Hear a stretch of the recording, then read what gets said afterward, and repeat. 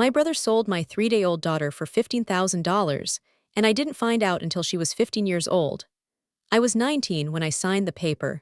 I was sitting on a folding chair in my brother Derek's apartment, wearing a stained sweatshirt 3 sizes too big, my breasts leaking milk through the fabric because I couldn't afford nursing pads.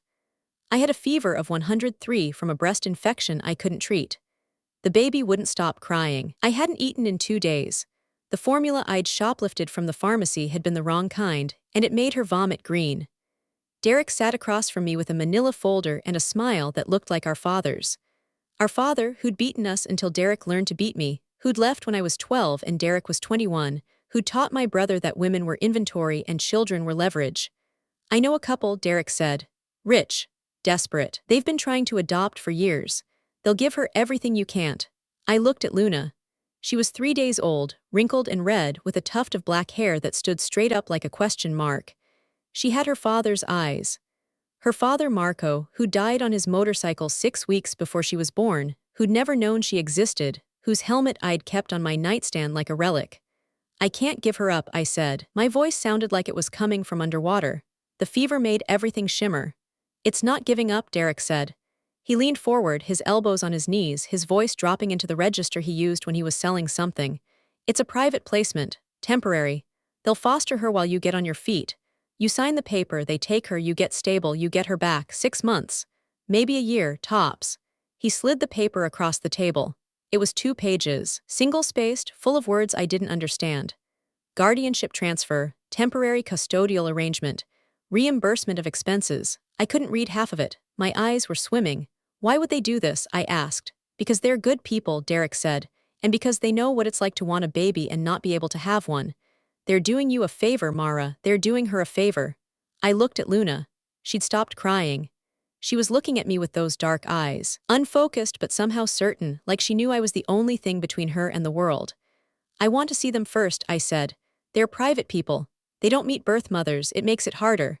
Harder for who? Derek's smile flickered. For everyone. Mara, you're sick, you're broke. You're 19 with no diploma, no family, no man, you want to keep her. Fine. But in 6 months, when you're evicted and she's malnourished and CPS takes her anyway, she'll end up in the system. Foster care, group homes, the same shit we survived. Is that what you want? I didn't want that. I'd been in 12 foster homes before I aged out at 18. I'd been beaten, starved, touched by men who smelled like motor oil and regret. I had promised myself, promised Marco's ghost, promised the baby growing inside me that my child would never know that world.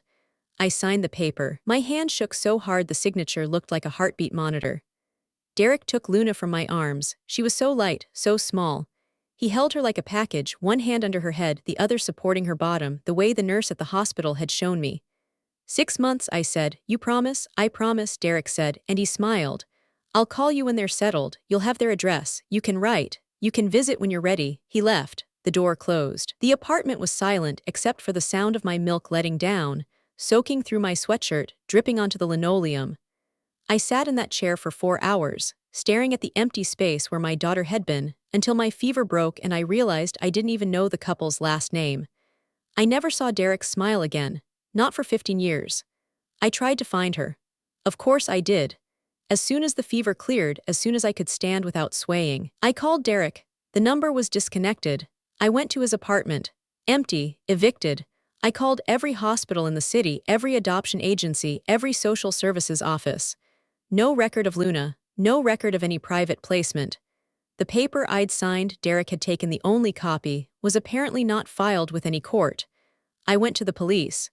I sat in a station that smelled of bleach and despair, and I told a desk sergeant that my brother had taken my baby. He asked for the father's name. I said he was dead.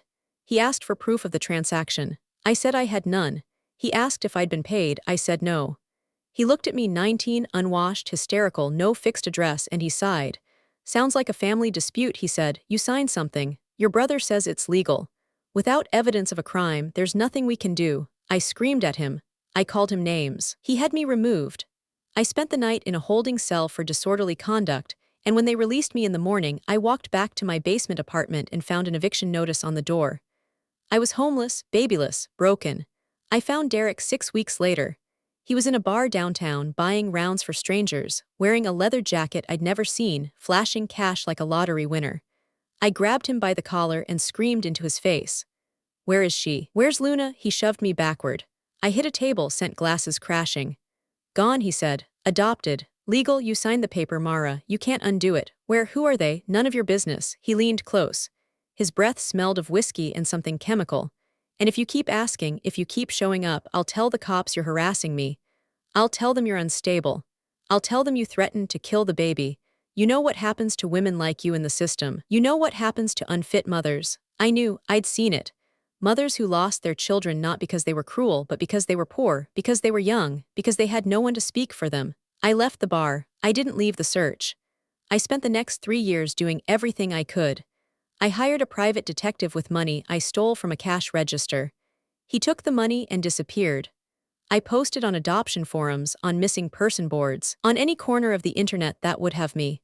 I got responses from scammers, from predators, from well-meaning people who had no information. I got nothing real, and then I got the letter from the district attorney. Derek had been arrested, drug possession with intent to distribute. He was facing 5 years. I went to the courthouse, sat in the gallery, and watched him plead guilty for a reduced sentence of 3. I stood up during the victim impact statement portion, even though I wasn't a victim of the drug charge, even though the judge tried to stop me, and I screamed that he'd stolen my baby, that he'd sold her, that he was a trafficker in children. The judge banged his gavel. Derek smiled at me from the defendant's table, that same smile from the folding chair, and mouthed 2 words, "Prove it." I couldn't. I had no paper, no receipt, no witness, just a memory of a signature and a baby who'd vanished. Derek went to prison for 3 years. I went to hell for 15. The first 5 years were the worst. I drank everything I could find. I worked jobs that paid cash under the table, cleaning offices at night, washing dishes in diners, sorting recycling in warehouses that smelled of rot. I lived in shelters, in cars, in parks where the benches had dividers specifically designed to prevent people like me from lying down. Every March 14th, Luna's birthday, the only date I had, I found a bathroom, a public restroom, a gas station, a McDonald's stall. I locked the door and I screamed. I screamed until my throat bled, until I vomited, until I passed out on the tile and woke up to someone pounding on the door. I didn't celebrate her birthday. I survived it. I endured it like a penance for a sin I hadn't committed. I tried to kill myself twice. The first time, pills I'd saved from a shelter clinic. I woke up in a hospital, my stomach pumped, a social worker telling me I was lucky. The second time, a razor in a bathtub that wasn't mine. I woke up in the same hospital, the same social worker, the same word, lucky. I wasn't lucky. I was cursed. I was a mother without a child, a woman without a future, a ghost haunting my own life. The turning point came when I was 24. I was working as a night janitor in a hospital, the irony of cleaning up other people's emergencies while my own bled out, and I found a woman in a supply closet. She was a nurse, middle-aged, having a panic attack so severe she couldn't breathe. I sat with her.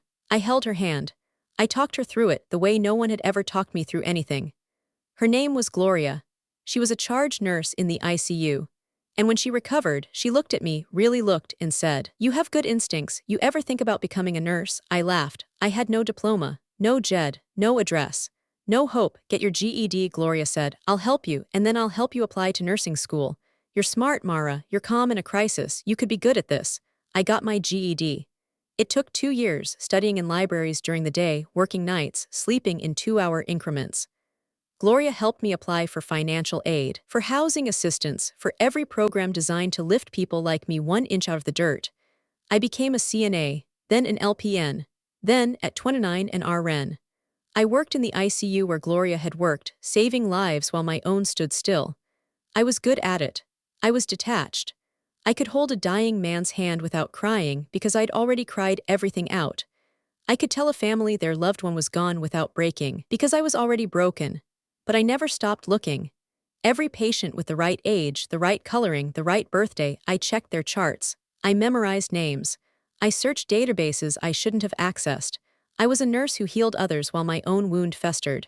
I found Mrs. Whitfield when I was 32. She was 87, widowed, wealthy, in need of a living assistant who could also provide basic medical care. I took the job because it paid well, because it came with a room that had a window, because I was tired of hospitals. The house was a mansion in the old part of the city, the kind with a name instead of a number. Mrs. Whitfield was sharp, funny, and deeply lonely. Her husband had been a judge. Her son was a corporate lawyer who visited twice a year and called monthly. She wanted company more than care. She wanted someone to listen to her stories. I listened. I cleaned. I cooked. And one rainy Tuesday in March, she sent me to the attic to retrieve a box of Christmas decorations. The attic was a museum of lives, trunks of clothes from the 1950s, furniture draped in sheets, boxes labeled in faded ink. I found the decorations, ancient glass balls, fragile as eggs, and was about to leave when I saw the toy chest. It was small, wooden, painted with faded circus animals, not Mrs. Whitfield's style, too whimsical, too young. I opened it. Inside was a doll, porcelain with black hair and dark eyes, wearing a dress the color of midnight. And on the dress, embroidered in thread that had once been silver, a name, Luna. I dropped the doll. My hands shook so hard I had to sit on the floor. I rummaged through the chest. More toys, a rattle, a blanket. A photograph, yellowed at the edges in a plastic sleeve. The photo showed a couple I didn't recognize. Smiling, affluent, standing in front of a house I did recognize. A house 3 blocks from where I stood. A house I'd passed 1,000 times, never knowing, never suspecting. And between them a little girl. Maybe 2 years old, black hair standing straight up. Dark eyes that looked directly at the camera with the same certainty she'd had at 3 days old. On the back of the photo, in handwriting I didn't know, the Caldwells with Luna, May 2010. The Caldwells. The couple Derek had mentioned. The rich, desperate couple who'd wanted a baby. They'd had her, they'd kept her. They'd lived 3 blocks from where I'd been scrubbing floors and washing dishes and dying slowly for 11 years. I ran downstairs. I showed Mrs. Whitfield the photo. She frowned, adjusted her glasses, and said, "Oh yes, the Caldwells, lovely people. They rented the carriage house for a summer years ago. Had a little girl they were fostering, I believe. Adopted her eventually. Tragic, what happened to them? Tragic, car accident. Both killed. The girl was 5, I think. She went to an orphanage, such a shame. I couldn't breathe, I couldn't speak." I stood in Mrs. Whitfield's drawing room holding a photograph of my daughter at 2 years old and learned that she'd been orphaned, institutionalized, lost again while I was mopping floors 3 blocks away. Mrs. Whitfield called her grandson that evening. A liar. She told him I needed help. She didn't know what kind, she just knew. In the way that sharp old women know that something fundamental had shifted in her house. The grandson Thomas met me the next day. I told him everything. The pregnancy, Derek, the paper, the search, the photograph. He listened without interrupting, his face professional but his eyes were angry. "The Caldwells," he said slowly, "I remember them. They were clients of my grandfather's firm. They adopted a child through a private arrangement. I was a junior associate then. I didn't handle the case, but I remember the gossip. The adoption was irregular, fast, expensive. Can you find her?" I asked. My voice was barely a whisper. "Can you find where she went?" He could. It took 3 weeks. 3 weeks where I didn't sleep, didn't eat, just paced Mrs. Whitfield's house like a caged animal. Thomas worked pro bono. He said it was because Mrs. Whitfield asked. I think it was because he had daughters of his own. The answer came on a Thursday. Luna had been placed in St. Agnes Orphanage after the Caldwell's death. She'd been adopted at 6 by a family named Bennett. State Senator Richard Bennett and his wife, Elaine. They had 3 biological sons. They'd wanted a daughter. They'd gotten Luna through a specialized adoption agency that handled hard-to-place older children. The agency was Derek's. I stared at the documents. I read them 3 times. 4. Derek had been out of prison for 2 years when Luna was adopted by the Bennetts. He'd gotten a law degree online. I remembered the letter from prison, bragging about his rehabilitation. He'd specialized in adoption law, family reunification, helping children find forever homes. He'd sold my daughter twice. The documents showed it clearly. The Bennett adoption had cost $40,000. Derek's firm had received a 15% facilitation fee, and there were ongoing charges, annual wellness check fees, post-placement supervision, birth family mediation services. Derek had been billing the Bennetts for 15 years for services he never performed. Luna didn't know she was adopted. She didn't know about me. She didn't know that the man who called himself Uncle Derek, the family friend who brought her candy at Christmas, who asked about her grades, who hugged her too long at her quinceañera, was the man who'd sold her as a newborn. I vomited into Mrs. Whitfield's rose bushes. Then I straightened up, wiped my mouth, and made a decision. I wasn't going to kill him. I was going to bury him, in paper, in truth. In the exact system he'd used to destroy me. I didn't contact Luna, not immediately. I knew from Gloria, from Thomas, from every social worker I'd ever met that ripping a 15-year-old's world apart without preparation was another kind of violence.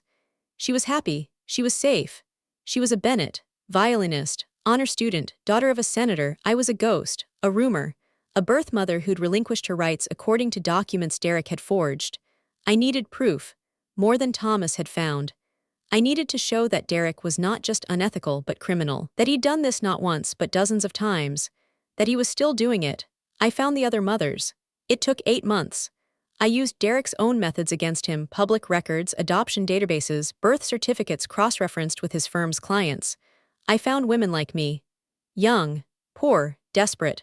Women who'd signed papers they didn't understand. Women whose babies had disappeared into private placements with loving families. Women who'd been told they could reclaim their children, who'd been lied to, who'd been erased. There were 12 of us. Then 20, then 37. I contacted them one by one. I told them my story. I showed them the documents. Some hung up, some cried, some threatened to call the police on me, but enough listened, enough believed. Enough were still searching, still mourning, still waking up on birthdays with empty arms. We met in a church basement, the kind with fluorescent lights and folding chairs, the kind where grief goes to survive. There were 17 of us at the first meeting. By the third, there were 29. We called ourselves the Luna Mothers, though only one of us had a Luna. The others had names I memorized: Jasmine, Diego, Mateo, Sophia, children who'd been sold, placed, adopted, lost. Children who might be alive, dead, happy, suffering. We didn't know. Derek's records were incomplete, sanitized, designed to hide, but we had our stories. Our signatures on documents we couldn't read, our empty arms, our birthdays in bathroom stalls, and we had me, the one who'd found her daughter. The one who knew where Derek lived, where he worked, where he still smiled that smile. I approached him as a client. It took 3 months of preparation. I changed my appearance, dyed my hair blonde, wore colored contacts, used a name from a foster home I'd never escaped: Sarah. I created a backstory: pregnant, homeless, working nights, no family, no options. I found a pregnancy clinic Derek's firm advertised in, and I made an appointment. His office was downtown in a building with glass walls and plants that didn't need sunlight. He'd gained weight. His hair was thinning, but the smile was the same. The voice was the same. The way he leaned forward, elbows on knees, selling salvation. "Sarah," he said, "I can help you. I know a couple, lovely people. They've been trying for years. Is it legal?" I asked. I made my voice small. "Broken, perfect, completely, a private placement. Temporary, you sign the papers, they foster the baby, you get back on your feet, 6 months. Maybe a year. Can I see them? They're private. They don't meet birth mothers. It makes it harder." Harder for who? His smile flickered. The exact same flicker from 15 years ago. For everyone. "Sarah, you're young, you're alone, you want to keep this baby. Fine, but in 6 months when you're evicted and she's in the system, what then? I'm offering you a choice, a good choice."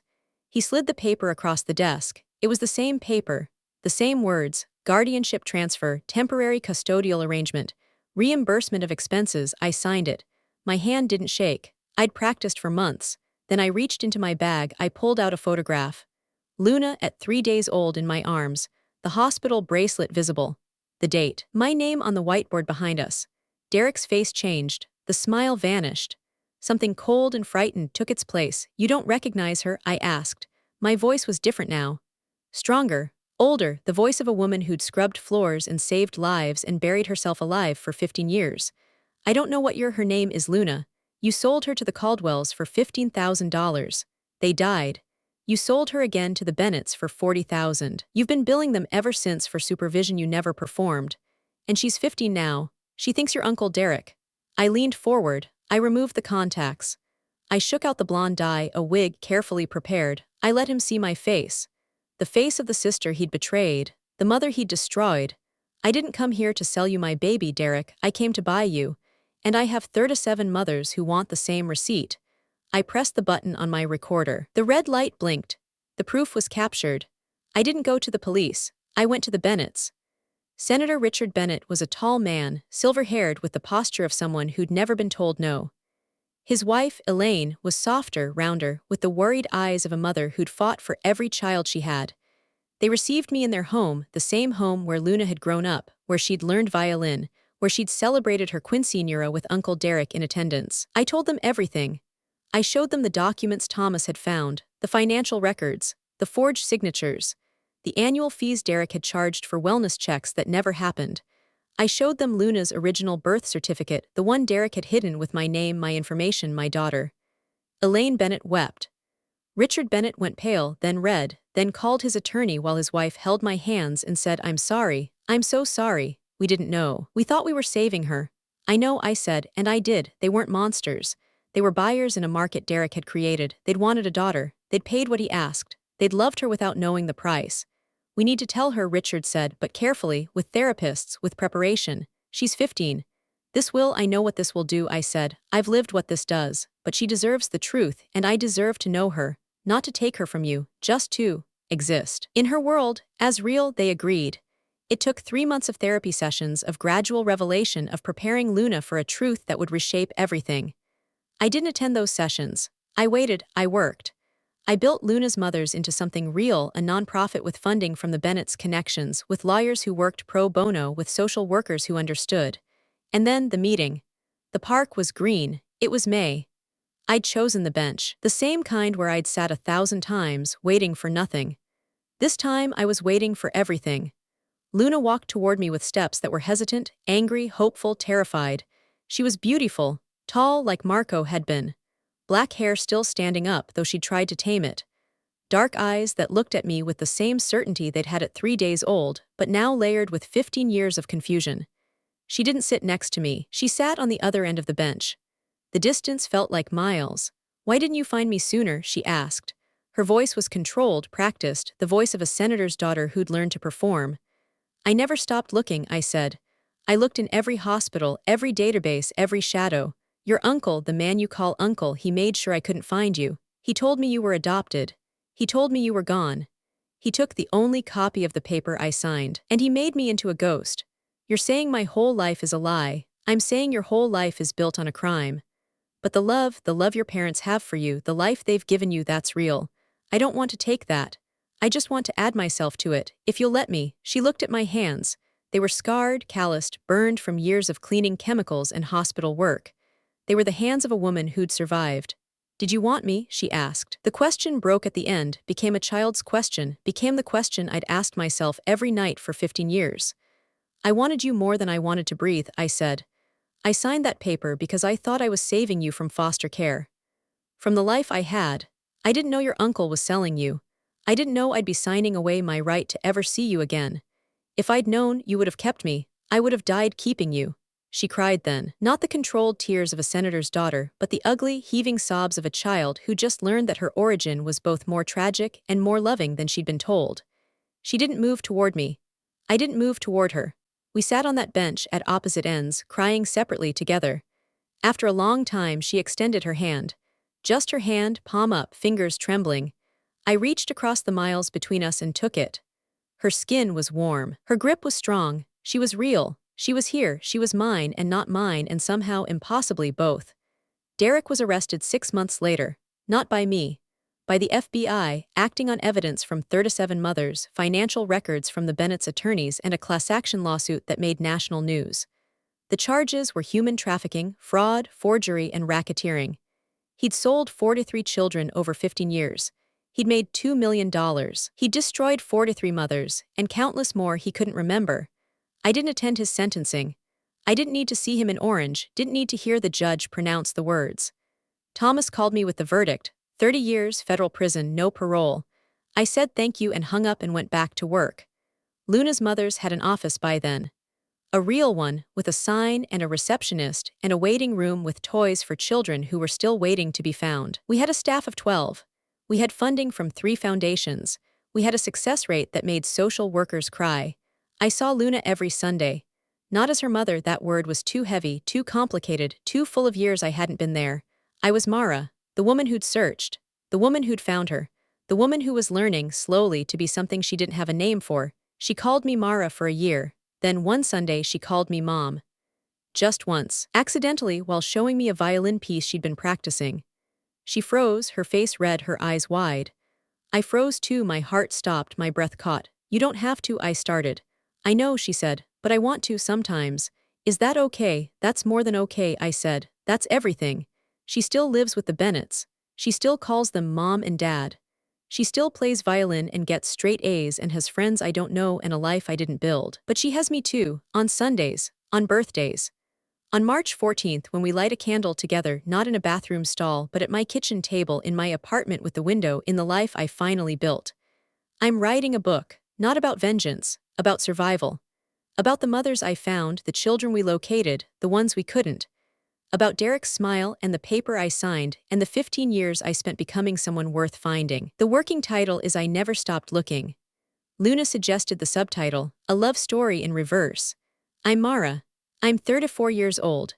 I'm a mother who sold her daughter for a lie, who bought her back with 15 years of silence, who learned that the cruelest theft is not of a child, but of the mother's right to grieve. If someone ever took your child and called it help, or if you're still looking for someone the world told you to forget, drop a below. I read every single comment. And if this story made you want to keep looking, hit subscribe. We tell stories like this every week. Who are you still searching for?